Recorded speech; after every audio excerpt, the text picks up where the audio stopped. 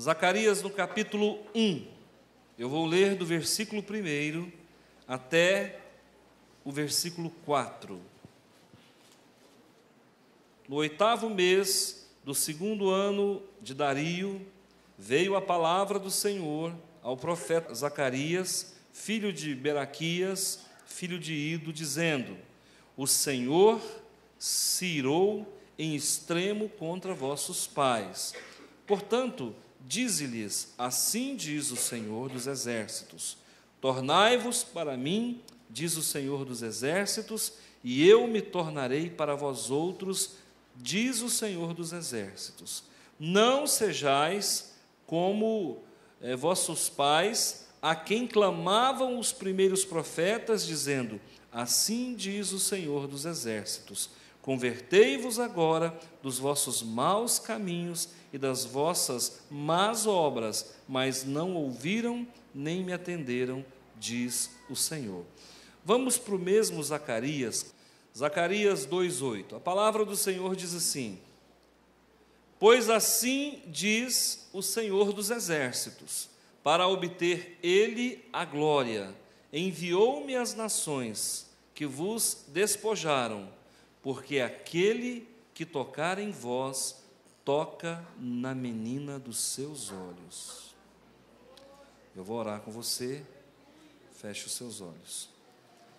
Pai, em nome de Jesus, nessa noite eu peço que o Senhor acampe os seus anjos ao nosso redor, mesmo porque a sua palavra diz que eles já estão acampados.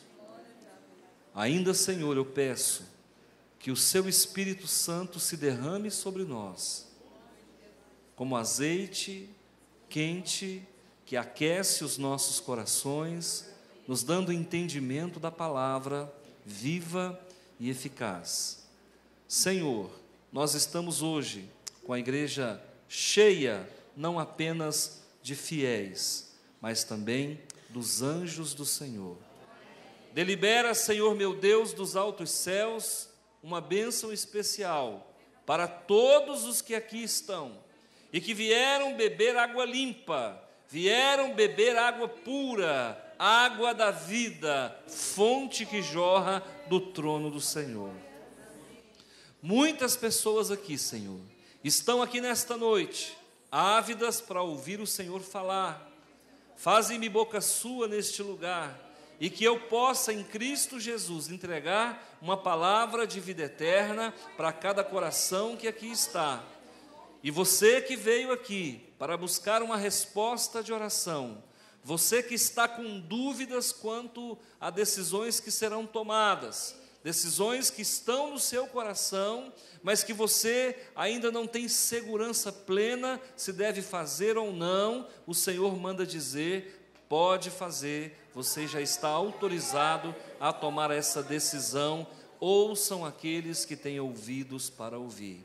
O Senhor está entregando uma palavra aqui nessa noite a você que estava em dúvida quando entrou e que já vem de algum tempo em dúvida. O Senhor fala contigo: tome as decisões, você está autorizado e autorizada em nome de Jesus. Louvado seja o nome do Senhor. Amém.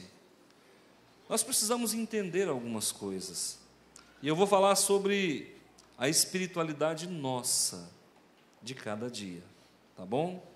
Quanto tempo se leva para realizar um grande empreendimento? Quantos anos se leva para construir um grande edifício?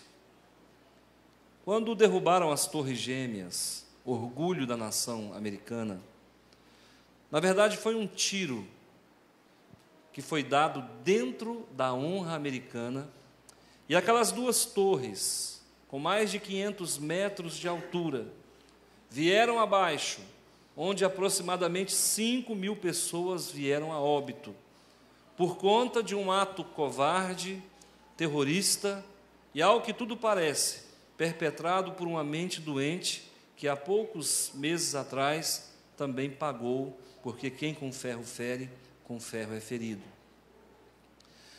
Mas a construção dessas torres, se não me falha a memória, durou mais de 20 anos.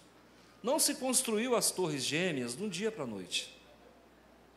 Muitos anos foram utilizados pela engenharia civil americana para se construir aquele orgulho nacional. Se você for para as grandes obras arquitetônicas do mundo, você vai ver que elas demandaram tempo para que fossem construídas, a despeito do que eu posso citar aqui, os jardins suspensos da Babilônia, a construção do Coliseu, eu posso citar aqui a Torre Eiffel, eu posso citar aqui a ponte, se não me falha a memória, de São Francisco, Golden Gates, e aí você vai ver no Brasil também a Catedral de Brasília, na Esplanada dos Ministérios, enfim. O que não falta é obra arquitetônica. Mas isso demanda o quê? Tempo. Não se constrói algo grandioso de um dia para a noite. Em se tratando de nós, no quesito fé, da mesma forma também não se faz em nós, não se edifica em nós uma espiritualidade do dia para a noite. Nós vamos ver Jesus chamando os apóstolos para acompanhá-lo, porque queria Jesus fazê-los pescadores de homens.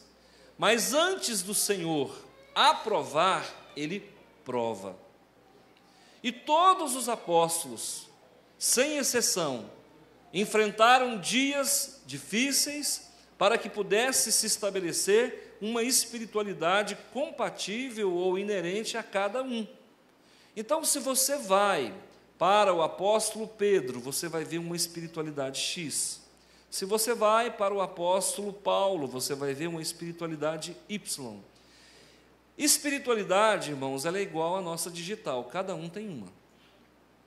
Você não vai encontrar ninguém com a mesma espiritualidade que eu tenho, porque ela faz parte não só dos seres espirituais que vêm de Deus, que acampam-se ao meu redor, mas ela faz parte também de um temperamento, ela faz parte de uma personalidade, ela faz parte, está envolvido também o caráter, enfim, a busca, a sede, a necessidade.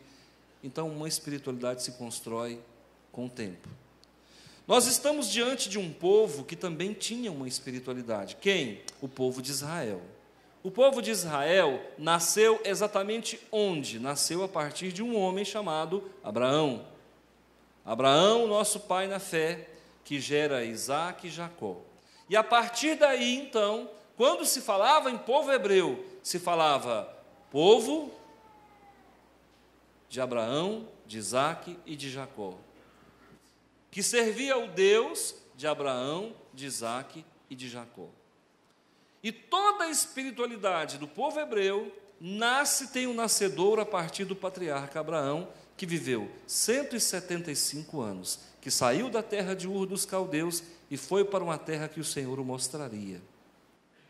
E a partir daí, então, começa um processo de construção da espiritualidade.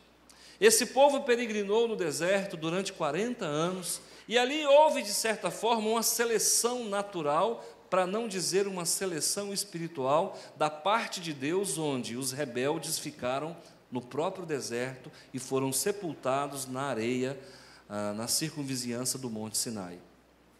E somente entrou na terra prometida, daquela velha geração, Josué e Calebe. Você veja Deus trabalhando a espiritualidade desse povo. Esse povo, então, migra para o período de Juízes, quando começa com Josué. Após a morte dele, então, você vai ter 11, 12, 13 juízes que vai julgar esse povo para a construção da monarquia que se dá através da pessoa do profeta Samuel, que é aquele que interpola do período de Juízes para o período da monarquia, e nasce o primeiro rei, um homem chamado Saul, um déspota, um rebelde, reprovado por Deus, aprovado pelos homens. Com a morte, o rei Saul, que governou 40 anos, Deus levanta um outro homem chamado Davi, segundo o coração de Deus. Salomão assume, e quando Salomão assume, 40 anos. Acontece que com a morte de Salomão, as coisas iam de mal a pior. O seu filho Roboão assume o poder e, de uma forma sem sabedoria, de uma forma irresponsável, por conta de uma atitude insana, permite que aquela nação se divida em duas nações: nação do norte, nação do sul, sendo que a nação do norte fica com 10 tribos e a nação do sul fica com 2 tribos. No ano de 722 a.C., a Assíria, que era uma superpotência na época, invade Israel do norte e faz uma miscigenação e espalha aquele povo por povos outros, acabando destruindo a nacionalidade e a hegemonia desse povo, matando a cultura e matando praticamente a etnia.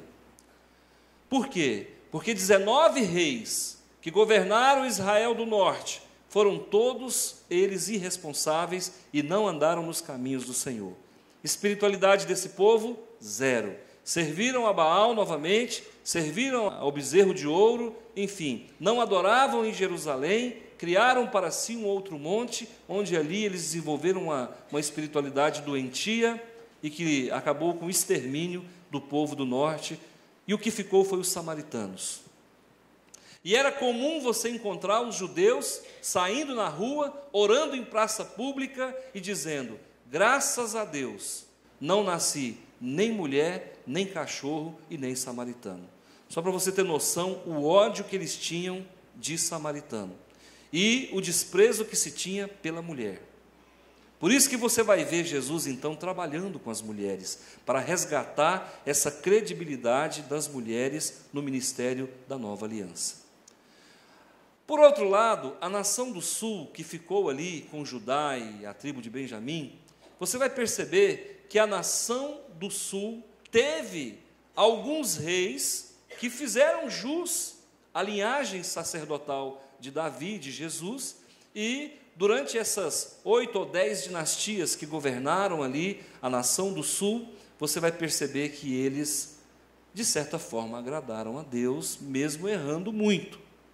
Quando chega no ano de 586, após aproximadamente 20 anos de sítio, estabelecido pelo rei Nabucodonosor da Babilônia, que ao chegar em Jerusalém, encontra as muralhas fortificadas, então ele coloca o seu exército a partir do ano de 605, ao redor da muralha de Jerusalém, e eles ficam ali aguardando o momento exato para invadir Israel, e o que acontece em 586, antes de Jesus então, Nabucodonosor invade as muralhas de Jerusalém e leva para o exílio aproximadamente 2 milhões de judeus.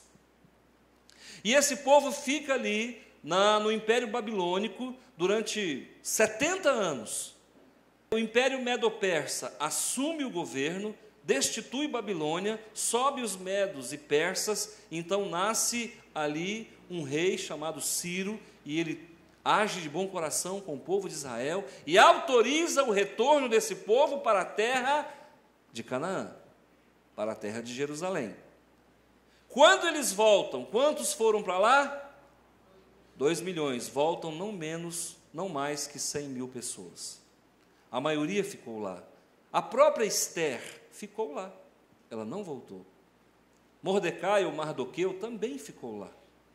Mas um grupo que amava muito Jerusalém, abriu mão da ostentação, da realeza, do glamour da Pérsia, para voltar para uma terra abandonada, despovoada, uma terra de sofrimento, de dor, de fome, de doença, de miséria, e quem habitava naquele lugar agora eram os samaritanos. Aí começa a nascer o ódio dos samaritanos, porque eles voltaram primeiro do que os judeus. E quando eles chegaram lá, eles já não eram mais judeus, totalmente sangue puro. Eles eram judeus misturados com outras nações, num sentido assim, geneticamente falando, prostituído. E aí quando os judeus voltam para Jerusalém, através de Esdras, Neemias, através de Ageu, Zacarias, Malaquias, começa um processo de restauração. E é isso que eu quero falar. A construção da nossa espiritualidade, irmãos, ela é um processo de construção e restauração. Quando Jesus nos encontrou, como é que nós estávamos? destruídos. Quem é que veio para cá, irmãos, sem problema? Se alguém veio para cá porque decidiu investir na sua espiritualidade, parabéns, nós devemos fazer um busto para essa pessoa, porque realmente é digno de honra. Porque, irmãos, pelo menos as pessoas e as histórias que eu conheço, quem veio para o Evangelho veio em meio a sofrimento. São momentos de turbulência na nossa vida que nos levam a buscar a Deus. Porque quando tudo vai bem, irmãos, a gente quer mesmo é sombra e água fresca. Então, através da dor, através do sofrimento, de um momento de transição, de um momento de turbulência, é que nós então buscamos uma alternativa para os nossos problemas, e é aí que nós encontramos Jesus. E é aí que entra o profeta Zacarias. Por que você vai entender que é desse jeito? Porque você vai ver Zacarias dizendo para o povo o seguinte: olha, convertam-se a Deus e Deus se converterá a vocês. Dê um passo para Deus e Deus dará um passo para você. E lá na frente, em Zacarias capítulo 2, versículo 8, você vai vendo Deus dizendo: olha, ai daquele que tocar em você, você é a menina dos meus olhos. O que aconteceu com os persas, irmãos? O que aconteceu com Nabucodonosor? O homem ficou tão doido que começou a comer capim. Virou uma besta fera. O que aconteceu com os persas? Foram destruídos. Destruídos por quem? Por Alexandre o Grande. O que aconteceu com a Grécia? Foi destruída. Por quem? Por Roma. O que aconteceu com Roma? Foi destruído. Por quê? Porque maltratou o povo de Deus. Você é a menina dos olhos do Senhor. Quando eu vejo um testemunho desse, irmão Miguel, que foi dado aqui agora, queridos irmãos, ai daquele que tocar no filho do Senhor. E aí alguém pode falar assim: mas ele não é batizado ainda. Irmãos, nós somos de Deus antes da fundação do mundo. Eu quero que você saiba disso. Antes de você nascer, você já era do Senhor. Pastor, mas o senhor não é arminiano, irmão? Eu sou a Bíblia, e a Bíblia diz que antes da fundação do mundo, nós fomos eleitos, ou pela presciência de Deus, ou pela soberania de Deus, não vou entrar em discussão, mas nós já fomos eleitos antes da fundação do mundo. Ai daquele que tocar na tua vida, ai daquele que fizer você derramar uma lágrima, ai daquele que colocar uma pedra de tropeço no teu caminho, ai daquele que te prejudicar, o Senhor vai vingar por você até a 4ª geração. Na construção dessa espiritualidade do povo de Israel, nós vamos observar algumas coisas importantes. Primeiro, quando se fala assim, quando foi exatamente que Deus começa a tratar com os gentios? E todo mundo responde em uma só voz: não. Então, quando João Batista veio, pregando às margens do Jordão, raça de víboras, arrependei-vos, porque é chegado a ira do Senhor, e tal, e tal. Então, a partir dali, com a morte de João Batista, Jesus entra em cena e Deus começa a tratar com os gentios. É isso que você ouve, mas não é isso que a Bíblia diz. Quando é que Deus começa a tratar com os gentios? Aqui. Quando o povo de Israel é levado cativo para a Babilônia, pelas mãos de um rei tirano chamado Nabucodonosor, Deus já estava colocando os gentios na pauta de atividades espirituais dele. E esse povo começou da pior forma possível. Como é a pior forma possível? Esse povo começou maltratando o povo de Deus, levando cativo para a Babilônia, e por conta disso foram exterminados. Normalmente nós falamos assim: os Estados Unidos vai cair. Mas vocês sabiam que de bobos eles não têm nada?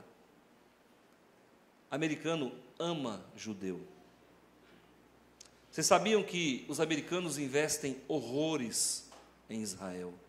Você sabia que todo equipamento bélico armamentista dos judeus vem dos americanos. Os americanos subsidiam tecnologia e obras em Israel a um juro baixíssimo, simplesmente para abençoar Israel, e a Bíblia diz: abençoarei aqueles que... E é por isso que os Estados Unidos, irmãos, ainda é uma superpotência, porque ele cuida do povo de Deus.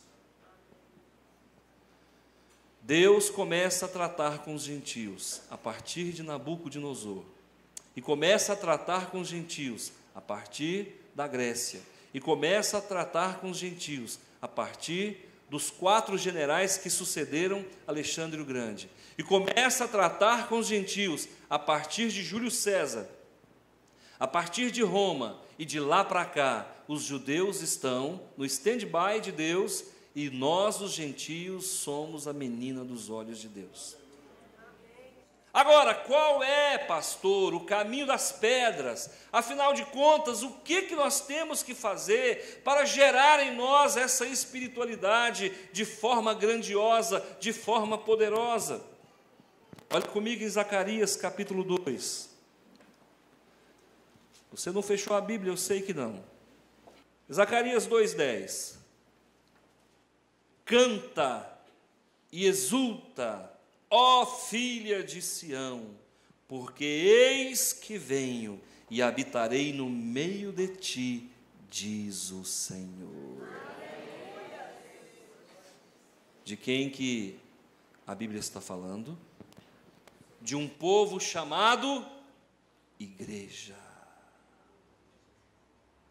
Aonde é que Deus está habitando, irmãos? No meio de nós.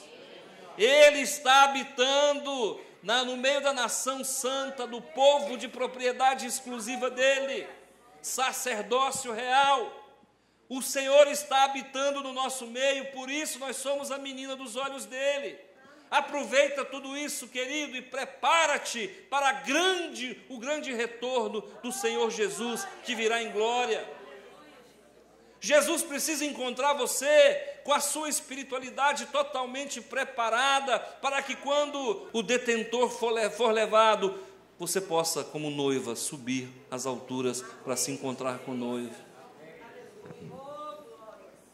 Queridos, nós encontramos aqui um testemunho que muito alegrou meu coração. O irmão Miguel disse: olha, eu não estou preocupado em mandar prender, eu estou preocupado com o meu irmão. Senhor, a primeira oração que eu faço antes da cura do meu irmão é: nós perdoamos quem fez essa maldade. Pastor, o que é isso? Isso é construção de espiritualidade, irmãos. Funciona assim. Eu tenho certeza, irmãos, que aquela decisão desse intercessor foi um divisor de águas, para que Deus então dissesse: vira a página, fecha a sepultura, esse homem não vai morrer. E agora ele me diz aqui em off: prepara a piscina que eu estou dentro do próximo batismo. É preciso às vezes piorar para melhorar, irmãos. Como é que está a tua espiritualidade? Você tem feito orações como essa: Senhor, eu perdoo. Senhor, perdoa aqueles que me ferem. É fácil? É fácil não, irmãos. Porque dentro de nós ainda tem um homem velho, que de vez em quando coloca a cabecinha para fora. E a gente tem que pisar e falar: some aí, você não tem mais parte nesse ministério. Ou abaixa aí, você está nocauteado. Agora quem vive aqui é alguém que está lavado e remido pelo sangue do Cordeiro. Pastor, como é que se constrói essa espiritualidade então? Está aí um dos exemplos: liberando perdão em situações como essa. Qualquer um, irmãos, passaria o carro em cima também. Qualquer um que não se curvasse ao Senhor, passaria o carro também em cima. Mas, no entanto, não foi isso. Como é que eu devo fazer para construir essa espiritualidade? Viva cada dia da sua vida como se fosse o último dia da sua vida. Procure fazer tudo aquilo que é bom. E te prepara para as coisas ruins. Porque com as armas que você usa, muitos não vão usar com você. Vão usar armas pesadas, armamento de guerrilha, vão tratar você não da forma cortês como você trata, e é por isso que enquanto você caminha, dê uma face e dê a outra, dê uma face e dê a outra, dê uma face e dê a outra, e você vai construindo a sua espiritualidade. Uma segunda forma de nós construirmos essa espiritualidade é voltarmos para Deus. Por quê? Porque o mundo que nós estamos inseridos nele também é portador de uma espiritualidade perniciosa, erotizante, uma espiritualidade do toma lá, dá cá, uma espiritualidade do revanchismo, e eu digo para você, esse espírito que move o mundo não é maior do que aquele que habita em nós. Comece a partir de hoje, irmãos, a se desconectar das coisas desse mundo. Pastor, eu não posso mais então ter um aparelho de televisão. Irmão, você pode ter 2, 3, 4, o problema não é isso, queridos, é você saber trafegar no meio de tudo isso sem se deixar escravizar. O Brasil foi o último país a abolir a escravatura, vocês sabiam disso? O primeiro país a abolir a escravatura foi a Inglaterra.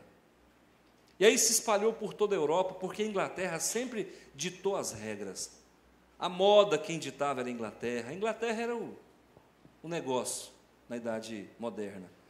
O último país a abolir a escravatura pelas mãos de uma princesa, chamada Princesa Isabel, no ano de 1888, graças a Deus por essa mulher, ela sentenciou o fim da escravatura e automaticamente sentenciou o fim do império. Quando ela, então, liberta os negros, ela simplesmente se destitui do cargo e o pai tem que fugir às madrugadas para não morrer num golpe de Estado, impetrado por alguns generais, como Deodoro da Fonseca. Queridos, quando nós abolimos a escravatura, nós achamos que estava acabado, é o fim da escravidão. Hoje o que nós temos é uma escravidão ideológica.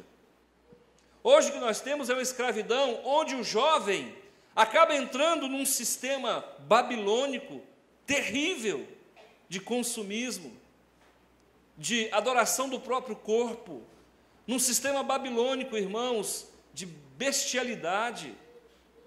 Então nós precisamos nos voltar para Deus, e o nosso posicionamento vai influenciar os nossos filhos, porque quando ele for fazer alguma coisa, ele vai dizer: meu pai não faz, eu também não vou fazer. Eu nunca vi meu pai fumando, eu também não vou fumar. Eu nunca vi meu pai bebendo, eu também não vou beber. Eu nunca vi meu pai comprando e não pagando, então eu vou comprar e pagar. Então, queridos, quando nós nos voltamos para Deus, nós geramos uma espiritualidade individual e coletiva dentro da nossa família. Toma cuidado com isso. Tem orações, irmãos, que Deus não responde. Por quê? Porque não tem esfera para a resposta. Nós normalmente, irmãos, pegamos o espírita e toda a doutrina espírita e crucificamos. E os espíritas usam uma expressão chamada aura. Quem já ouviu falar?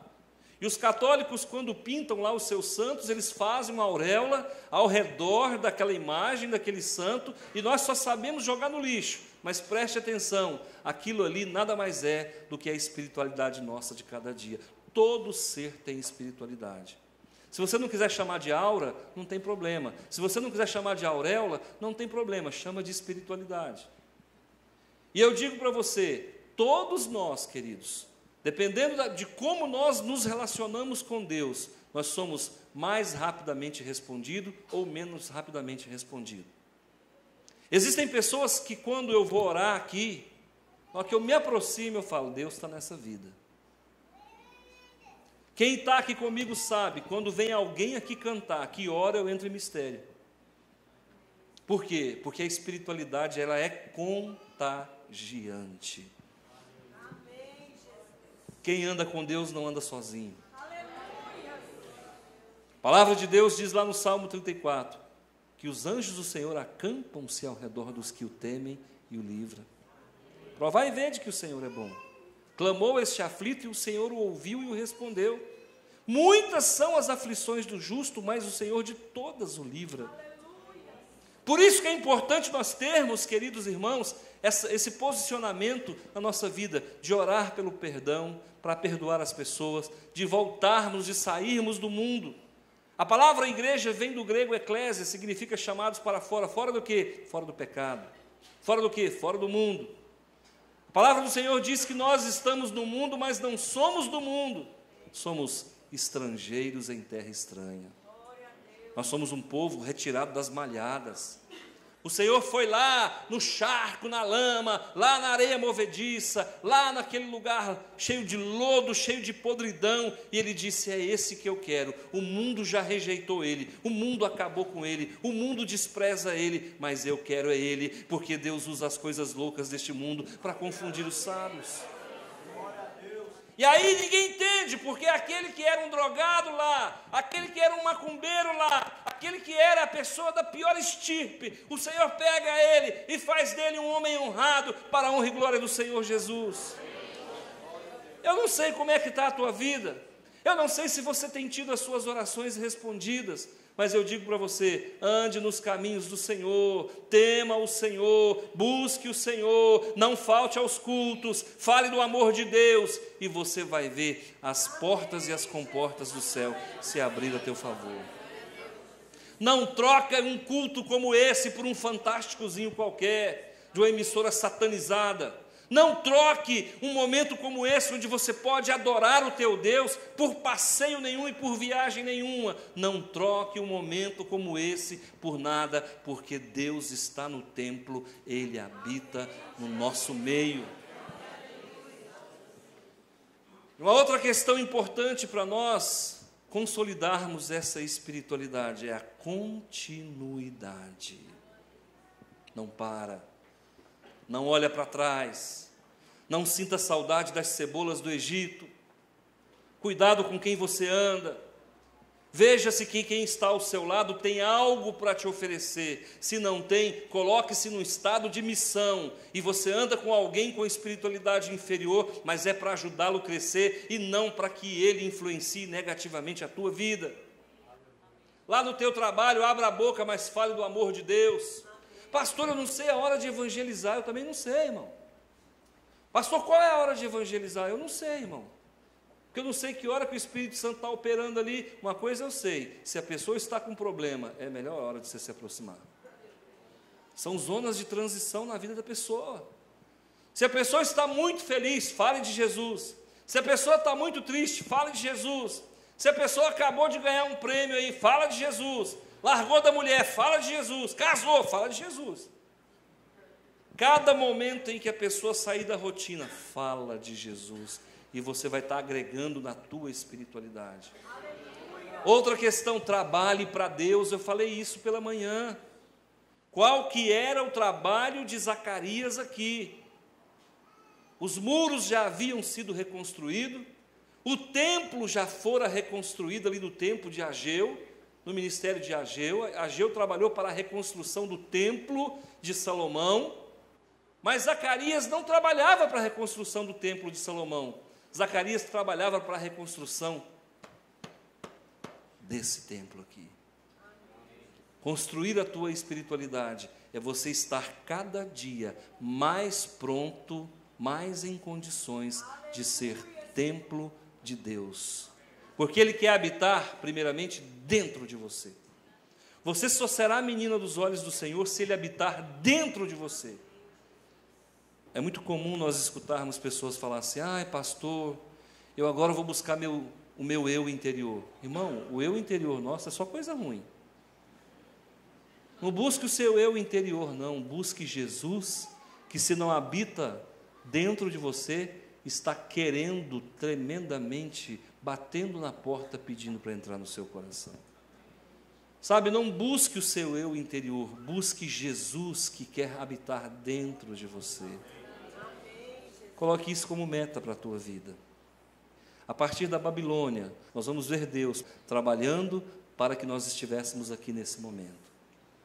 Sabe que dia que ficou garantido, sacramentado, que nós estaríamos reunidos aqui? O dia que o povo de Israel saiu de Jerusalém e foi para a terra estranha. A partir daquele dia, a história da humanidade mudou. Porque quando os judeus retornam para Jerusalém, eles ainda estavam desviados do caminho do Senhor. Deus já havia rejeitado esse povo. Sabe por que eu falo? Porque quando eles foram para a Babilônia, a Arca da Aliança desapareceu.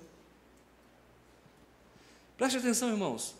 Se a Arca da Aliança, que representa a presença de Deus, saiu de Jerusalém, do templo que ora destruído estava, se ela sai de Jerusalém, automaticamente a presença de Deus já não estava mais no meio daquele povo.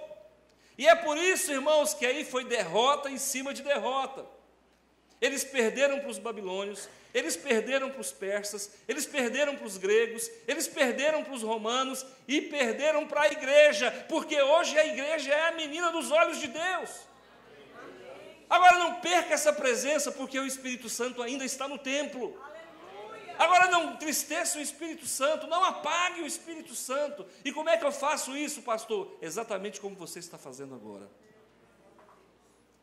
Estando na casa do Senhor, ouvindo a palavra de vida eterna, se posicionando, abrindo a tua boca, deixando o Espírito Santo falar através dela, se posicionando, sabe, honrando a tua esposa, honrando o teu marido, educando os teus filhos, obedecendo o teu líder, abrindo a Bíblia, orando diariamente. Assim você constrói uma espiritualidade não só para essa vida, mas para toda a eternidade. Se os judeus tivessem feito isso que eu estou falando, hoje eles não estariam no Muro das Lamentações, eles estariam sentados ao seu lado, ouvindo uma palavra como essa. Amém? Você pode dar amém?